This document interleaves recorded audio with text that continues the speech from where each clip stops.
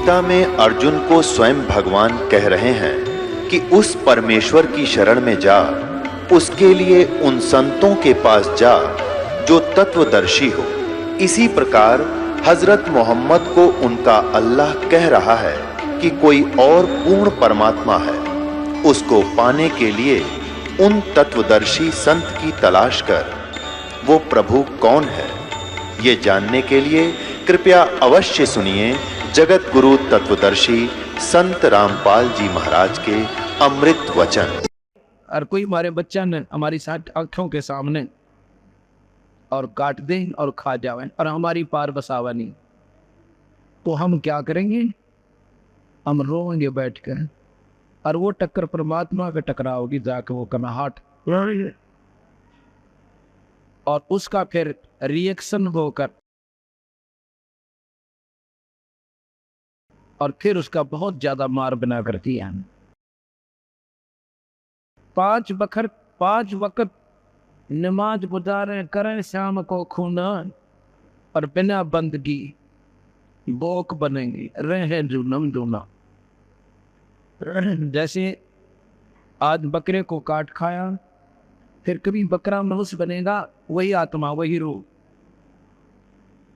और वो बनेगा, वो खाने वाला बनेगा बकरा, वो फिर उसको काट के खाएगा। रहोगे जुनम जुना, अदले बदले देने पड़ेंगे, ये यहाँ का नियम है। और खरदे ही धरे अपला तुना माटी लदे कुमार ढोए कुमार की। आज से हम कितने ही अपनी जान में मैंने, चाहे पैसे वाले हों और चाहे हम किसी प्रकार से अपने आप को सुखी मान रहे हैं, यदि परमात्मा का नाम नहीं लिया तो पशु दुनिया में जाना ही पड़ेगा। इस बात को अपना बेशक से पल्ले का काट लगा लेना। उसके बाद बताते हैं, वेद पुराण शास्त्र पढ़ दे कथा कहें चितला के। वेद पुराण शास्त्र पढ़ते और कथा कहें चितला के। और गीता जी का सार सुनावे मीठी बात बना के। महाभारत रामायण समझा के महिमा कहें उस काल करतार की। रामायण महाभारत गीता जी, चारों वेद पुराण 18 6 शास्त्र, ये काल भगवान तक ही जानकारी देते हैं, निरंजन तक ब्रह्म तक की जानकारी है। और गीता जी में स्वयं कहता है मैं काल हूँ अर्जुन और सबके खाऊंगा। रामायण के अंदर भी भगवान विष्णु अवतार रामचंद्र जी आए, उस काल के दबाव से प्रेरणावश ऐसा कारण बढ़ा दिया कि नारद ने श्राप दे दिया, और नारद के श्रापवश भगवान रामचंद्र यानी विष्णु पूरा जन्म दुख पाकर गए। जिसके बच्चे कहीं, पत्नी कहीं और स्वयं कहीं, वह जिंदगी भर सुखी नहीं हो सकता, चाहे कोई भी क्यों न हो। अगर कोई सुखी होता है तो आप ऐसा अपने ऊपर उदाहरण समझ कर देखना। आप कहीं हो, आपके बच्चों ने आप निकाल दो, आपकी पत्नी को निकाल कर देखो, और उसका ये नहीं मालूम कहाँ आसरा होगा। और गर्भवती, इससे बड़ा दुख इंसान को नहीं हो सकता। अब हम कहाँ समाधान दे देते हैं कि वो तो लीला कर रहे थे। लीला नहीं कर रहे थे, वो नारद जी का दिया हुआ श्राप भोग रहे थे। ये 3 ताप के अंतर्गत आता है। तुम कौन राम का जपते जापम, अर्थात मिटे ना तीनों तापम। इन भगवानों के अपने ही 3 ताप के अंतर्गत किसी ऋषि का रुष्ट हो जाना, उसको श्राप दे देना, वो ये काट उसको खत्म नहीं कर सकते, स्वयं भोगना पड़ता है।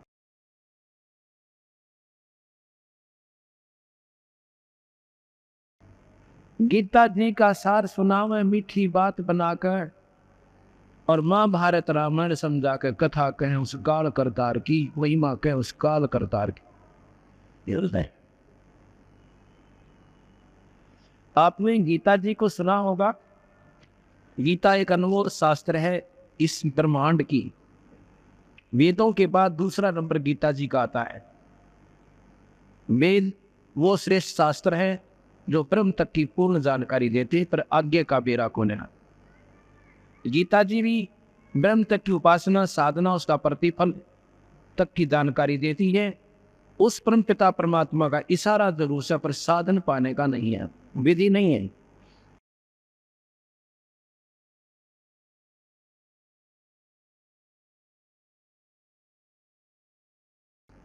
आपको इतना जरूर मालूम है कि गीता जी कब लिखी सुनाई गई थी, उसका क्यों आवश्यकता पड़ी। कहते हैं पांडवों को कौरवों ने राज देने से इनकार कर दिया। अगर इसका मूल सुने ध्यान से, धृतराष्ट्र बड़े थे और पांडव छोटे थे। धृतराष्ट्र अंधा होने के कारण पांडव को राज दे दिया गया था अपने छोटे भाई ताई, जबकि परंपरागत ऐसा है कि बड़ा ही लड़का गद्दी पर बैठता है। लेकिन नेत्रहीन होने के कारण उसने अपने छोटे भैया को दे दिया कि तू राज कर। उसके बाद कौरवों ने, दुर्योधन जब सियाना हो गया, जब कहा कि हमारा राज हमें लौटा दो, ये हमारा अधिकार बनता है, उससे वो मुकर गए, अब नहीं देते। अब कहीं ढूंढना। अब उन्होंने सोचा भी नो नहीं तेनो देखेंगे। दुर्योधन उसको युधिष्ठिर को जुए में राजी कर लिया, जुआ खेलने खातर, और जुआ खिला लिया। जुए में सर्वराज को जीत लिया और द्रौपदी तक को जीत लिया। बताओ, बुद्धिहीन अपनी पत्नी को भी दांव पर लगा दिया। अरुण की हम कथा सुने, अरुण का आचरण देखे। कम से कम राज तो जिताया सो जिताया था, तब तो उठ के आ जानता। अपनी पत्नी भी दुए बुला दी। अब इन इतिहासों को हम पढ़ते हैं, इस पे बताओ कौन आचरण करे। अब उन्होंने जुए में जीत लिया। अब पांडव कहते हमें राज दो। ये क्या बात हुई भाई, जुए में दुनिया आ रहे से, फिर कौन दे उसने वापस। अब देखना इसके मूल को हम कहाँ अपने आप को सेटिस्फाई कर लिया, अपने आप को आधारित कर लिया भाई इन कौरवों का दोस्त था, पांडवों का कोई ना था। अब दोस्त तो यहाँ आप ही देख लेना किसका था। अब वो नाटकीय में हम कौन देते, हमने जुएम जीत रखा है। जुएम जीती हुई चीज ने कौन दे। आखिर में उनका झगड़ा होने लगा। भगवान कृष्ण ने कहा भाई झगड़ा ना करो दुर्योधन, इनको तू राज दे दे। वो कहने का जी राज नहीं दो, हमने जुएम जीत रखा है। क्यों दे दो राज, कि मैं खाला का घर से, और हमारा तो फंडामेंटल राइट है, तो हमारा जन्म सिद्ध अधिकार है। जब मेरे पिताजी राजगद्दी पर बैठे थे, बैठना चाहिए था। उन्होंने इंसानियत की कि पांडवों को, मेरे चाचा को कुछ दिनों के लिए राज दे दिया, ये तो अधिकारी बन बैठे। अब नहीं दो, अब तो हमने जुए में जीत लिया है। आ गया भाई, देख लो तारी मर्जी है, सिटो भाई भाई से लड़ो मत ना। दूसरी बार फिर जाता है कि दुर्योधन कोई बात ना, गलती हो जाया करे, अरे भाई सन आपस में फैसला कर लो, लड़ाई अच्छी नहीं। फिर भी नहीं माना। तीसरी बार जाकर कहते हैं दुर्योधन तू 5 गांव दे दे, बाकी मैं आप सुलट लूंगा, भाई इनका भी मन राज्य हो जाएगा। ये वैसे तो मान नहीं रहे, इन्होंने भी अभिमान पकड़ लिया, अहंकार मान लिया। तो 5 गांव दे दे और इनको मैं अपने आप बना देना। उसको भी बना कर लिया। फिर कहने लगा भाई देख लो थारी मर्जी, लड़ना अच्छी चीज तो होता नहीं, लड़ाई माड़ी चीजों से, इसमें ना जाने किसका सर्वनाश हो जाए। अगर मान ले दुर्योधन तुम ही हार जाते हो, फिर ये कतई जाएगा आपके हाथों से। कहने लगा दिस जाएगा तो चला जाएगा, पर ऐसे हम देखो ना। चलो भाई पांडवों को भी कहा भाई तुम टांडने दो की बात होगी, उनकी लड़ाई में दरिया है ना मानने जी, अगर ना हम तो जी लेंगे। अच्छा भाई, पर एक ख्यास करना, ना तो मैं हथियार उठाऊं है, एक तरफ मेरी सेना होगी एक तरफ मैं होगा, जौन साधन से न चाहिए वो ले लेंगे।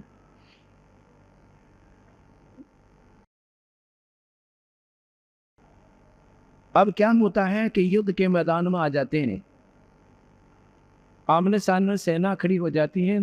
अर्जुन लड़ने अर्जुन ने अपना रथ दोनों सेनाओं के मध्य में खड़ा करवा दिया और देखने लग गया, तो वहां देखा अपने छोटे छोटे चाचे ताऊओं के लड़के, उनके लड़के हैं, अपने भतीजे और बहनों के बटेऊ रिश्तेदार, जिनके साथ रोज खेलने जाया करते थे, बैठा करते थे, मीठी मीठी बात बतलाया करते थे, उनको देख कर एकदम शर्मिंदा हो जाता है। अपने विचार लाता है कि इन मासूमों को मार कर अगर मैं राजा भी बन गया तो मुझे क्या मिलेगा, इस खून से सने हुए राज के ठाट से अच्छा तो हम भीख मांग कर खा लें तो भी चोखा है। अपने मन में संकल्प करके रथ के पिछले हिस्से में बैठ जाते हैं। वहां पर काल निरंजन, वो ज्योत स्वरूपी भगवान काल 1000 भुजा का मालिक, जिसने 1,00,000 जीव रोज खाने हैं, जिसे ब्रह्म की संज्ञा से जाना जाता है, उसने देखा कि बात बिगड़ गई।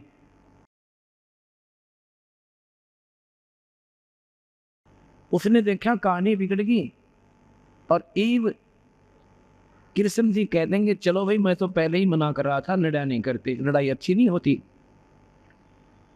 उसी समय भगवान कृष्ण के शरीर में वो काल भगवान आ गया, जैसे प्रेत आत्मा समा जाती है। और भगवान कृष्ण ने तो नो भी नहीं मालूम तने क्या बोला था उस महाभारत में, गीता की ज्ञान में। इसका प्रमाण बताऊंगा आपने। उसमें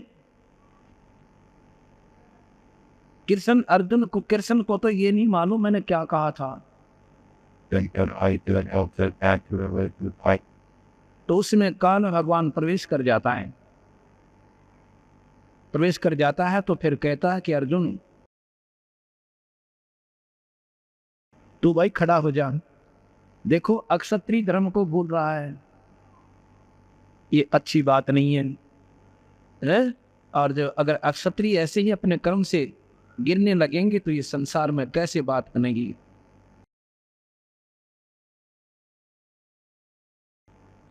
दूसरे कहता है कि भाई देख तेरे कोई पाप नहीं लगेगा, ये मैंने सारे मान रखे हैं, तू तो निमित्त निमित्त बनाना है, तुझे कोई पाप नहीं है।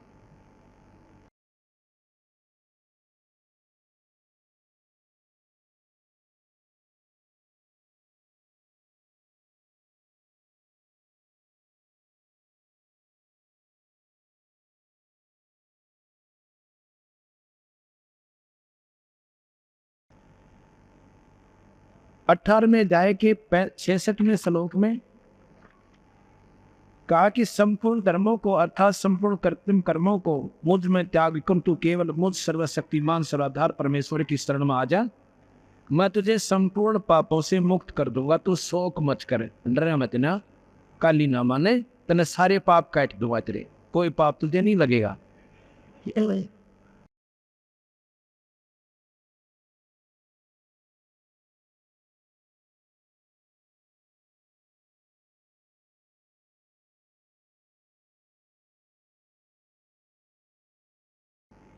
महाभारत शुरू हो जाता है।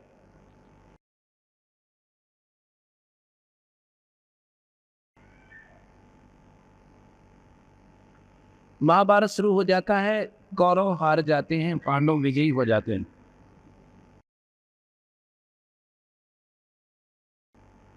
उसके बाद युधिष्ठिर को राजगद्दी पर बैठाना चाहते हैं, युधिष्ठिर राजगद्दी पर बैठने से मना कर देता है, कहता है क्यों नहीं बैठ रही। और कृष्ण जी कहते क्यों नहीं बैठते गद्दी पर, कि मैं कल सुबह सुबह और गंगा पे स्नान करने गया था, अपने, तो वहां देखा था मेरे कुल की औरतें, दुर्योधन और की रानियां, 101 भाइयों की पत्नियां और उनके मासूम बच्चे वहां पर रो रहे थे और बिलक रहे थे। उनकी जो कराहट थी रोने की, अब मेरे हृदय से उतर नहीं रही। ऐसे ऐसे करोड़ों बहन और भाई, ना जाने कितने मासूम बच्चे, उनकी पत्नियां करलाट माच रहा होगा जो युद्ध में मारे गए। उनकी बददुआ सारी मुझे लगेगी अगर मैं रात गद्दी पर बैठ जाए। मैं इस राधना कभी नहीं करूं। कृष्ण जी ने बहुत समझाया।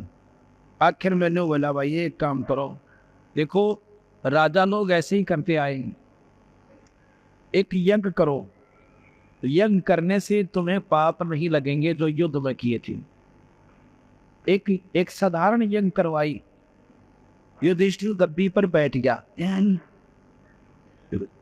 कुछ दिनों के बाद क्या हुआ, युधिष्ठिर जी को बहुत बुरे बुरे स्वप्न आने शुरू हुए।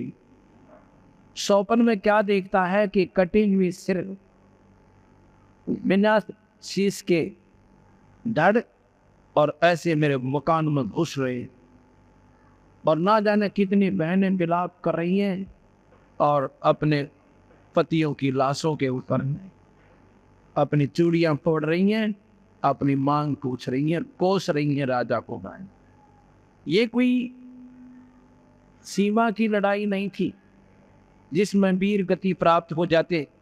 इधर 2 भाइयों का बंटवारा था और उस बंटवारे पर लठबदवार दुनिया मरवा दी।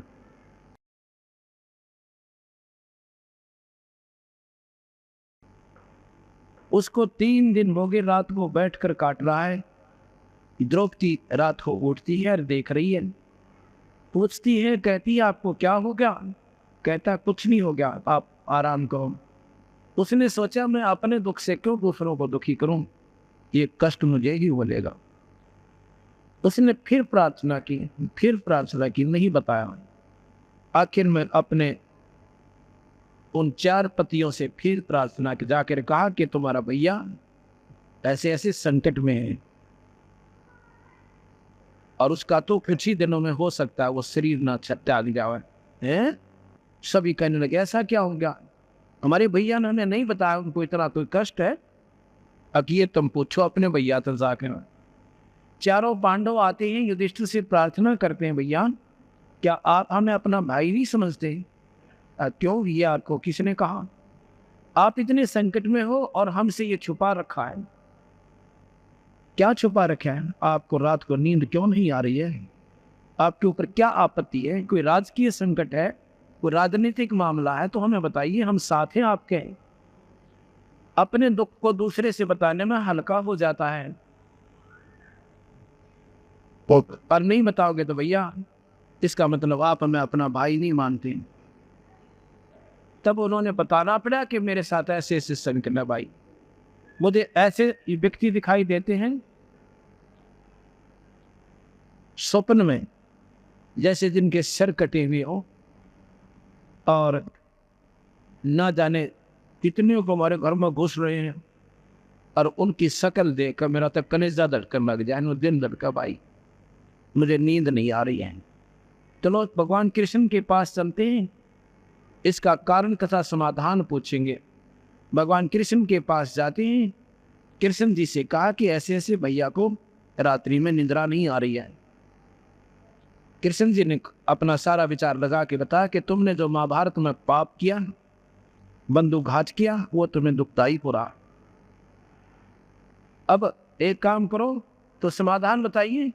एक अश्वमेध यज्ञ करो, सारी पृथ्वी के जीवों को बुलाओ, सभी देवी देवताओं को आमंत्रित करो, सभी ऋषि और मुनियों को आमंत्रित करो, और एक शंख रख दो पंचजन्य, पंचायन भी बोलते हैं उसको, पंच आनंद। आनंद माने मुंह, 5 मुंह का शंख 137 स्टेज दबा कर न्यारी भिन्न से उस पर रख दीजिए। और जब ये शंख अपने आप बजेगा, कब बजेगा? जब कोई पूर्ण संत थी, और भाई पूर्ण परमात्मा का नुमाइंदा संत रोटी खा जाएगा। और भाई नो ना बेरा इन्हें सबको आमंत्रित करो, ना बेरा किस बेक में वो परमात्मा का प्यारा हम साजन। अब अर्जुन का एकदम माइंड में स्ट्राइक होता है कि भगवान तो गीता में कह रहे थे कि तुझे पाप नहीं लगेगा, और अब ये पाप हमारे ऊपर कितना आएगा भाई, कैसे हो गया। एकदम पसीना आ गया पीनू का अर्जुन का, क्योंकि अर्जुन तो अपने कानों सुन रहा पर कुछ नहीं बोला। क्यों नहीं बोला? कि कहीं मेरे भाई के मन में ठेस ना पहुंच जा। अगर मैं बात विवाद करूं भगवान के ने और युधिष्ठिर नो महसूस ना कर दिया, 2 रुपये लगने 10 रुपये खर्च होने जा रहे थे और भाई ने अच्छे नहीं लगे, इसलिए बात विवाद कर रहा है। मेरे संकट को ठीक हो मयूराज जी को इन्हें चुप हो गया, कति पानी पी गया, शांति करी करते रही, फिर देखेंगे। अच्छा भगवान जैसे आप कहोगे ऐसे ही कर लेंगे। अश्वमेध में एक यज्ञ की तैयारी हुई, दूर दूर के लोग, जिसमें 33 करोड़ देवता, 88,000 ऋषि, 12 करोड़ विप्र ब्राह्मण। उसमें के ब्राह्मण होते थे। ब्राह्मण सही जो ब्रह्म पहचाना वो मांग के नहीं खाया करते, दुनिया को गुमराह नहीं करते थे, अपनी भक्ति में आरूढ़ रहते थे और ज्योतिष के माहिर होते थे। और सहदेव जैसे, सहदेव को भी ब्राह्मणों में गिना गया है। जो 5 पांडवों का एक सहदेव है, नकुल और सहदेव। और सभी को आमंत्रित किया गया। ब्रह्मा विष्णु महेश तीनों गुप्त रूप में आकर भोजन पागे किसी ब्राह्मण के रूप में। भगवान कृष्ण जी ने भी खाना खा लिया, परंतु शंख ने आवाज नहीं की। शंख नहीं बजा, शंख नहीं बजा तो युधिष्ठिर कहने लगा भगवान क्या कारण हो गया? सभी महापुरुषों ने खाना खा लिया और 3 लोक के मालिक आपने भी खा लिया और शंख फिर भी नहीं बजा। कृष्ण जी ने बोला थी, युधिष्ठिर कहने लगा हम पापी ज्यादा हैं भगवान, उस महाभारत में हमने जुल्म कर रखा है, मुझे ही मालूम है। कितनी बहनें किस प्रकार अपना जीवन निर्वाह कर रही होंगी और किस प्रकार अपने पति ने रो रो कर, बालक भी रो रहे होंगे, उनकी आंसू बिना सूखी होंगी अभी तक, और हम इस राज का आनंद हो रहे। हमारी ये पूर्ण नहीं हो सकती, हम पापी ज्यादा हैं। कृष्ण बोला भाई ना तो गए, और ये जितने महापुरुष बैठे हैं ना ये मंडलेश्वर, इनमें कोई संत आत्मा को ना ये भक्ति अधिकारी नहीं है, इनके पास कमाई नहीं है, ये तो मान बढ़ाई के भूखे हैं। एक सिद्धि पाले हैं और दुनिया के लाले हैं, और उसके आधार को हो भाई अगस्त ऋषि 7 समुद्र पी गया, उसका पाछा नहीं डाला एक दिन, फिर पी गया तो पी गया, तुमने के मैंने का पाछा निड़ियन। अब कभी विचार नहीं किया इस बात का। अब मैं तो लाडू खाऊं और तुम मेरे का नहीं देखो, अब मैं लाडू खावे देखा है, तुमने के मैंने कहा भाई मैं खाऊं, कहते तुम भी खाओ, इसी व्यवस्था करो, तुमने लड्डू मिले। या तो वो साधना तो करो तंगला में जाकर ऋषि क्रिया करते, उनके गुण जब हम गावन, हम वो कर नहीं सकते, सूखे डोलों के पीटा क्यों भाई? हम ऐसी साधना करें जो घर बैठे कर सकते हैं, हम ऐसा रास्ता अपनाएं जो उनसे ज्यादा श्रेष्ठतम। आज मैं आपको कम से कम 5,000 प्रमाण दिखा सकता हूँ जिनके घर में वो शो कर दिया, और केवल एक नाम आशीर्वाद से भी हो सकता, पर हम आशीर्वाद से नहीं करते, हम इसको राम नाम पर जोड़ते हैं पहले, ताकि आने वाले और सदा के संकट कट जाए, 84 छूट जाए। वो ऐसे भी हमारे पास प्रमाण है, केवल हाथ रखने तो वो स्वस्थ हो गए, पर ये हम नहीं करते हैं। इधर मानचा हरसाना गांव है, और यहाँ पर हरसाना की एक बेबे भी बैठी हो, पट्टी बंधवारी इनके, इसका खुद भाई एक राज सिंह दिल्ली पुलिस के अंदर है। राज सिंह पुत्र रघुनाथ, गांव मालचा हरसाना, जिला सोनीपत में। और इतना तगड़ा लड़का, नौकती नौजवान, और उसकी इसकी भाभी ने नाम ले रखा उसकी पत्नी ने, और वो मानना कोई ना, चलो भाई। फिर उसको तकलीफ इसी होगी कि मेंटल हो गया, दोबारा अगर टक्कर मारा है, कदे तेन छिड़कन की सोचा, सुसाइड करना चाहो, कभी ऊपर तक कूदना चाहो तो मकान पर से। सिविल हॉस्पिटल सोनीपत ले गए, वो कहने के मेडिकल में ले जाओ, ये तो कभी पागल हो दिया, इसका कोई समाधान नहीं। और कम से कम 3 महीने का ट्रीटमेंट तो वह कंटिन्यूस है, उसके बाद देख लो। तो वो तो उसको नाम ले रही है उसकी पत्नी, वह बहन ने बोली देखो मेडिकल में ले गए, तो बोले दाखिल कराओ जल्दी इसको पे। फिर वो दूसरे ऑर्गेन थे इसके भाई, वो कहने लगे बालाजी ले चलना बहुत बढ़ रहे से। और तो वह बोली देखो उन तक कितना मैं ले जान नहीं दूँ, तो मैंने मेडिकल में दाखिल कराना करा दीजिए, अगर कहीं जाना तो मैं अपने गुरु जी के पास ले जाऊँ। उसी दिन प्रवासी थी पूर्णिमा, उसको एक 3 व्हीलर करके ये छोटे वाला, और वो 5-6 दिन बैठकर ये न वो छोरी वाला बटे हुए ये या उसकी बहन का तो यहीं नजर में रहती है, 5-6 जने, और वो उसकी पत्नी मेरे पास उसको बाहर बैठा कर आए कमरे, पुटिया थी एक छोटी सी उसमें। वो लड़की को मैंने पहचान लिया और तो मैं जानू नहीं था। कहने लगे माँ बेटू कर आई, अजी भगत जी कति पागल हो रहे हैं और मरण न हो रहे हैं, वो तो मरने वाले किसी हालत हो रही है। उसने नाम ले रखा ना जी, नाम तो मानता है कोई। मैं बोला अब एक पाठ भी करवाइए, अब कति हाँ नहीं बरता वकूफ़ का, उसको यहाँ लाओ आप सत्कर मानना।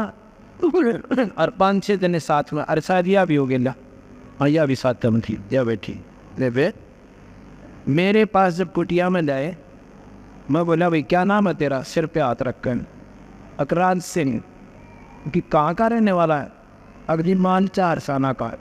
अच्छा भाई तू नाम ले ले तो ठीक हो जाएगा, नाम दे दो जी, एक पाठ भी करवाना, पाठ करवा दो, रख दो जी पाठ करना। मैं बोला तू कहीं उम्र न हो यार पागल है, तो बिल्कुल ठीक है।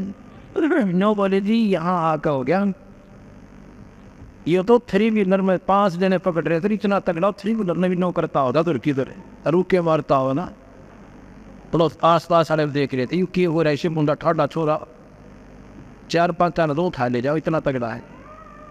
उसके बाद आज 1.5 साल हो गया, उसने कोई तकलीफ, बोल सतगुरुदेव और नाम ले लिया। उसी मालचा के अंदर एक बहन है, उसका नाम तो मैं भूल गया, सतपाल के करते हैं, सतपाल के पिताजी यहाँ के नाम से है, सुनता नहीं, बताइए कोर्डिंग के नाम है, सतपाल के पिताजी का सरदारे, या छोरी उड़ेगी, सतपाल पुत्र सरदारे। और सतपाल की पत्नी उस लड़की का नाम है, वो मेरे मन से उतर गया, उसको 34 वर्ष से दमे की बीमारी थी, 40 साल की आयु है उसकी, 40-42 की। जो बोली जी मेरे घर वालों ने मेरी शादी करने से भी मना कर दिया था कि भाई इस लड़की ने कौन उठेगा, इस पर 10 कदम तक चला नहीं जाता।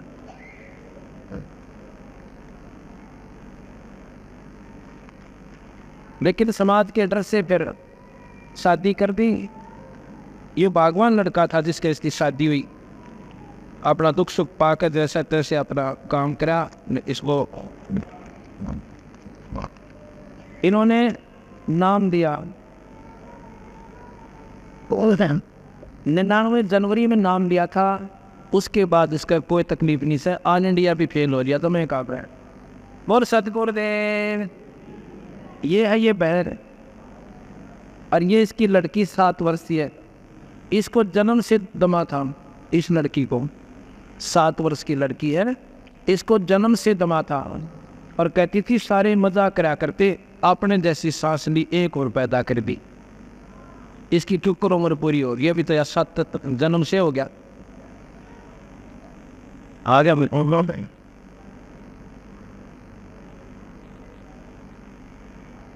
नवानी जी, मैंने तो नाम लिया, नाम से ठीक होगी। और इस लड़के के सिर पे आपका हाथ ही रखवाया था।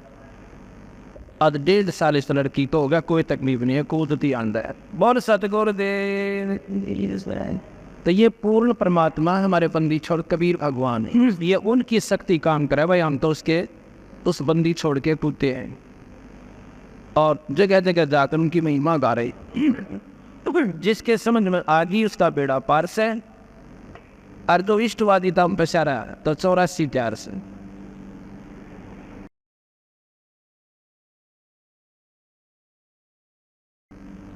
अब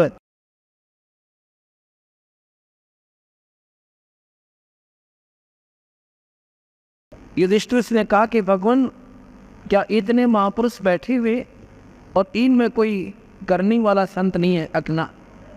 ये तो मान बड़ा ऐसा हो सिद्धियां ने के ऊपर जीवरी। आपने सुना होगा कि भगवान कृष्ण ने एक कुब्जा का कुब ठीक कर दिया। कुब सुना आपने सारा ने, और जिसके आधार पर वो भगवान की संज्ञा में परिपूर्ण ढंगता आ गए। और उसके बाद कुब्जा का कुब ठीक करके और उसके घर पे गए और पत्नी जैसा व्यवहार किया।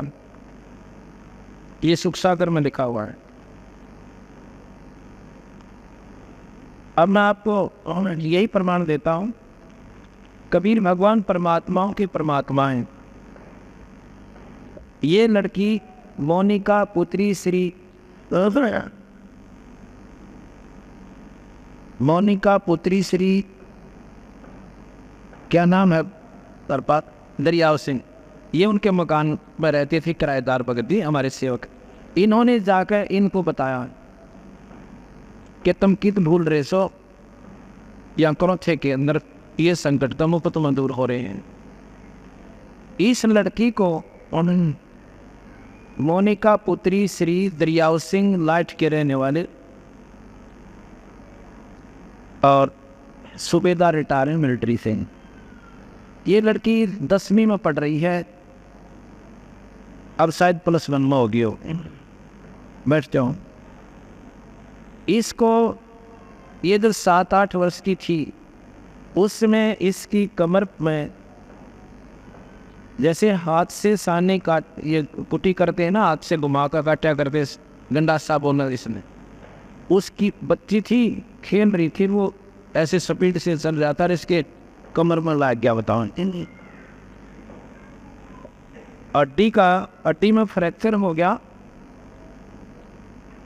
और वो थोड़ा बहुत ठीक हुआ। इतने में भागती भागती गिर गई ऊपर, गऊ ने दोनों पैर टेक दिए। इसको क्या हो गया, हड्डी बच्ची थी वो हड्डी फ्रैक्चर हो गया और न्यू की न्यू गलत जुड़ गई टेढ़ी, और वो होती होती ऐसे बन गई कमर में, इतना ऊंचा हो गया, ये इतना ऊंचा नो पीछे। और वो हड्डी बढ़ के नस होती है बीच में, एक बहुत बारीक नसें होती हैं। वो नसें इतनी नाजुक होती हैं, अगर उनका ऑपरेशन करते हुए एक भी कट जा, पैरालिसिस हो जाता, अधरंग बन जाता है। और पीड़ा उस लड़की को इतनी ऐसा है, गर्दन सूजी रहे और कमर ऐसे टेढ़ी नो झुकी हुई, न्यारा टूब दिखा इतना ऊंचा। उन्होंने अब देख लो, अब वो 16 साल की होगी, 7-8 वर्ष उन्होंने कैसे इस लड़की को रोका। सभी डॉक्टरों से दिखा कि इसका इलाज ऑपरेशन है। ऑपरेशन में 99% अधरंग के चांसेस हैं, 99%, 1% हम कह सकते हैं बचे तो बचा, नहीं बचा नहीं बच सकती। मतलब ये था 100 की 100 अब पैरालिसिस। अब इन्होंने हरपाल भगत है, ये वहाँ सेवा में रहते थे, उनके कमरे पर रहने लगे, किराए पर रहते थे। जब उस लड़की का दुख इन्हें देखा, इन्होंने बताया कि ऐसे ऐसे आप वहाँ ले चलो। वो कहने लगे हमने सारे दिखा लिए, सारी पूजा पाठ कर ली, मातार बसानी। डॉक्टरों को तो हमने, एक डॉक्टर ने बोला 50,000 रुपये लगेंगे, ऑपरेशन होगा, इसका कोई समाधान नहीं है, और लिख के देना पड़ेगा पैरालिसिस 99% सारी उम्मीद, लेकिन दर्द बच जाएगा इसका, क्योंकि रो बहुत रही थी लड़की। और कुब्जा का तो दर्द तक कोई ना था, कुब्जे का दर्द नहीं हुआ करता है, वो तो जो क्या हुआ होता है उसको पीड़ा नहीं होती, और इसको पीड़ा भी और कुब भी दोनों दोपहर। तो उसकी इस मोनिका की माँ ने नाम ले लिया। हम नाम से क्यों जोड़ते हैं? फिर काल से छूट जाओगे, आप परमात्मा की शरण में आ जाओगे, कबीर साहब की, और आगे आने वाले आपकी कमाई बन जाएगी।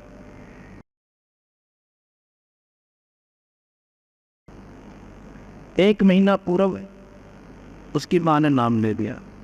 पिछले वर्ष सितंबर इन्हीं दिनों में मेरे ख्याल में 14 से 18 5 दिन का समागम था, और उससे 2-3 दिन पहले पूर्णिमा थी। उस पूर्णिमा पर उस लड़की को भी नाम दिला दिया जिसको तकलीफ थी। मैंने नाम की सलाह देता हूँ सभी को, परमात्मा जो चाहे सो कर दे। नाम सब दुखों का दूर करने की दवाई होती है, और मोक्ष भी नाम से ही मिलेगा, मुक्ति भी नाम से ही होती है, अगर पूरे संसार पूरे परमात्मा का नाम ले जाओ।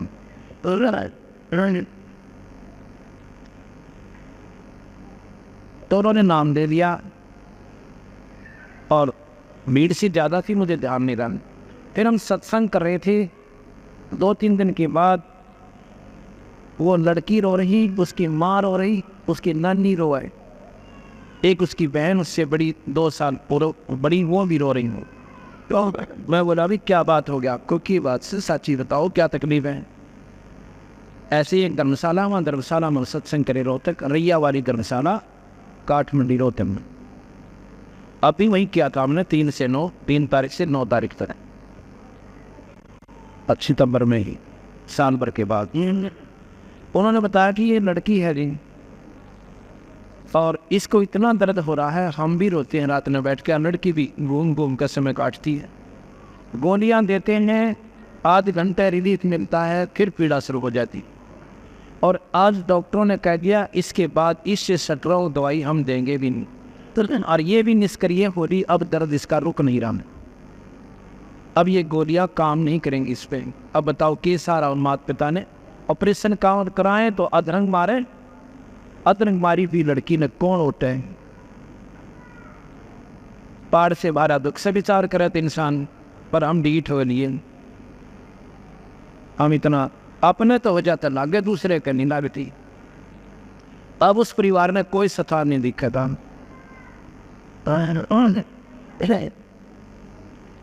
मैं बोला बे फिर क्या बताऊं? अब जी कुछ कृपा करो, मैं अभी नाम दिवाओ लड़की को। वो बोले जी नाम अभी ले लिया। कब लिया? 3रा दिन, 4था दिन पहले करोथा का आश्रम में हम लेकर आए। तो मैं बोला बेटी नाम तो जपती है? अब ना जी, रोती रोती कहें क्यों? अब मेरे से जपा नहीं जाता, मेरे से बोला ही नहीं जाता, मेरे बोलो तो भी दर्द हो रहा है, मैं कैसे तो। उसकी नानी जी ने बोले इसके कड़ पर थप्पड़ मारो जी क्योंकि ठीक हो जाए। माता नठ मार दिल जाएगी, कड़ पर थप्पड़ मारो, थप्पड़ा ठीक हो यार, ये तुमने किसने बताई? मैं तो ऐसे स्वाभाविक माँ बेटी घबराओ, मैं बंदी छोड़ की शर्म आ गई, ठीक हो जाएगी। वो सारे सिर पे कभी उस कमर पे कि ऐसे स्वाभाविक साथ अपने प्यारे बच्चे को कहा करा करें। और एक पाठ करवाना जाए, भगवान बंदी छोड़ सुन लेता था जी। पाठ तो हम केवल पुण्य बढ़वान खातर करते हैं, और पाठ इसमें कोई सहयोग नहीं देता हमें। पाठ आपके पुण्य बढ़ेंगे पाठ के करवाने से। अगले दिन वह लड़की फिर आई, उस दिन वो पैंट कमीज पहन रही थी, अगले दिन वह सूट पहन रही थी, सलवार कपड़ा जैसे जम्पर होते हैं। मैं सत्संग करा, उस लड़की ने 3 बार आके मेरे माथा टेका, मेरे पहचान में नहीं आई क्योंकि उस दिन दूसरी ड्रेस में थी। एक बालक एक दिन में की पहचान में हुई था। मैंने सोचा हो सकता है इस बच्चे ने मेरा प्रवचन अच्छे लगे हो, और इसलिए शायद नाम लेने की रुचि बन जा, ना मेरा बंदी छोड़ किसके बाद जाग गए। और कब बात सुन में आ जाए, सत्संग के उपरांत में बैठा बराबर में आके चारपाई पे वो पूरी की पूरी मंडली फिर आई। जब मैंने देखा मैं कहा हो ना या वो लड़की हो, और इतनी खुश हुआ लड़की कभी। तो मैं कहने लगा ये वो काल वाली लड़की है क्या? आप जी वो ही है। अब क्या बना दिक्कत ही ठीक होगी, यहाँ से बाहर निकली थी, इसका कोई पीड़ा नहीं। बोल सतगुरुदेव। फिर पाठ कराया उसके पिताजी ने खुले दिल से। अब दूसरा पाठ अब फिर उन्होंने करवाया है 3-4 दिनों से उनको बोला का ऐसा।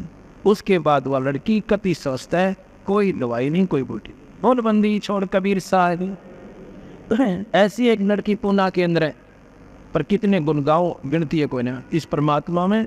ये तो फ्री ऑफ कॉस्ट, ये तो हमारा उद्देश्य भी नहीं, ये तो अपने आप मालिक सारा दे देता है ताकि ये कांत छूट के और इस पर पूर्ण परमात्मा की सदवा जाए।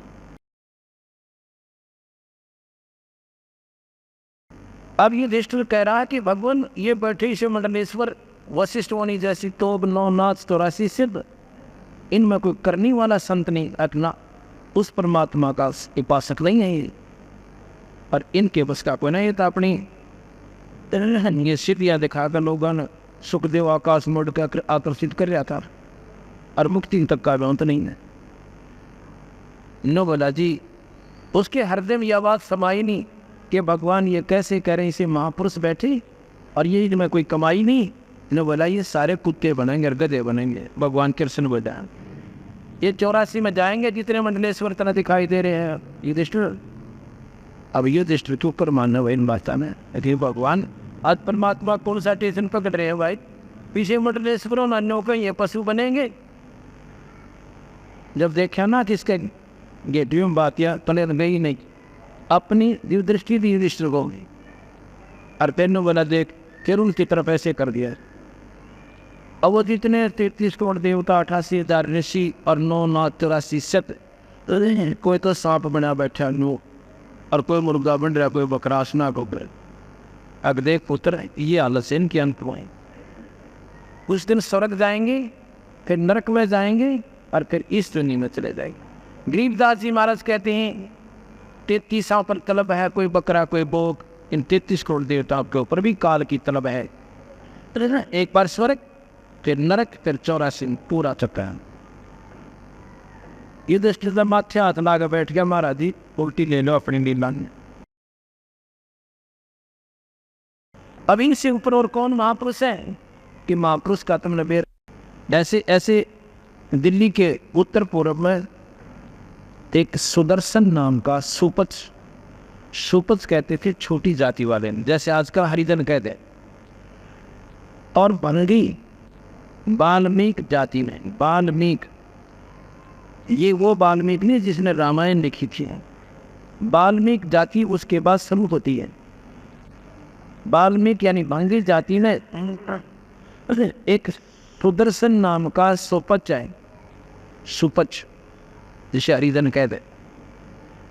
और भाई वो आवाज तुम्हारी यज्ञ पूर्ण हो है, कहने लगे जी उसको भी बुलाया तो होगा, फिर क्या कारण नहीं आया। कि भीम को कहा था कि उधर कोई महापुरुष हो, सबको आमंत्रित करके आना उस क्षेत्र में। उससे पूछते हैं वो किसको, उनको आमंत्रित करके आया कि नहीं आया। भीम बुलाया कि भी ऐसे ऐसे एक महापुरुष बता रहे हैं महाराज जी, कृष्ण भगवान, आपने उन्हें आमंत्रित नहीं किया। कहने लगे जी किया था, पर वो तो गलत बोल रही थी। क्या बोले? न्यू बोले कि मैं तुम्हारी यज्ञ का अन्न नहीं खाऊं, तुम तो महापापी हो, तुमने अपने भाई मार रखे, अपनी बहन विधवा कर रखी, फिर मैं कितने का सत्यानाश कर रखा, और उनके बालक रो रहे, आज तक भी उनके आंसू नहीं सूखी भीम, और तुम उस राज के ऊपर मौत मार रहे हो, तुम तक कुत्ते की दुनिया में जाओगे। और भगवान मैंने आपकी शर्म माननी ना, उन्हें टूट का हो। कृष्ण बोला भाई तेरी गलती से, तेने ऐसा तेरे मन में विचार भी कैसे आ गया महापुरुष के प्रति, इतना विचार भी तेरे लिए हानिकारक है, संतों को ऐसे नहीं कहते। तो जी क्या करूं कि चलो मेरे साथ। उन्होंने कहा कि जब चलूं, जब 100 अश्वमेध यज्ञ का फल मुझे दे दो, जब तुम्हारा अन्न खाऊं, ऐसे पाप। हमने कहा हम तो पहले दूसरे अश्वमेध तो पहले ही कर रहे हैं। कृष्ण जी बोला मेरे साथ चलो, 5 के 5, और दूसरी अड़े काट दे। 5 पांडव, छठे भगवान कृष्ण नंगे पैरा उस महापुरुष के दरबार पर झोपड़ी पर पहुंचे हैं।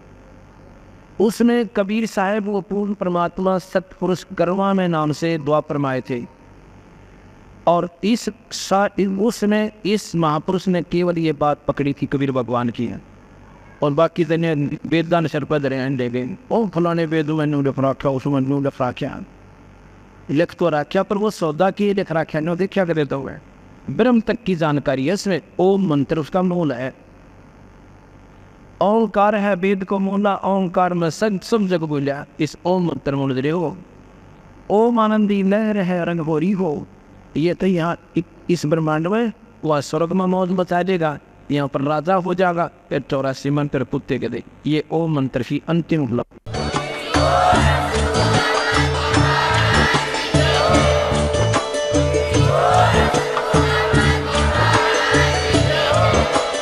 आप सुन रहे थे जगत गुरु तत्वदर्शी संत रामपाल जी महाराज जी के मंगल प्रवचन। अधिक जानकारी के लिए विजिट कीजिए हमारी वेबसाइट www.jagatgururampalji.org। संत रामपाल जी महाराज जी के शुभ आशीर्वाद से पूरे विश्व भर में 500 से भी ज्यादा नाम दीक्षा केंद्र हैं, जिन पर संत रामपाल जी महाराज जी द्वारा ऑनलाइन निशुल्क नाम दीक्षा दी जा रही है। अपने नजदीकी नाम दीक्षा केंद्र का पता करने के लिए संपर्क करें 8222880541।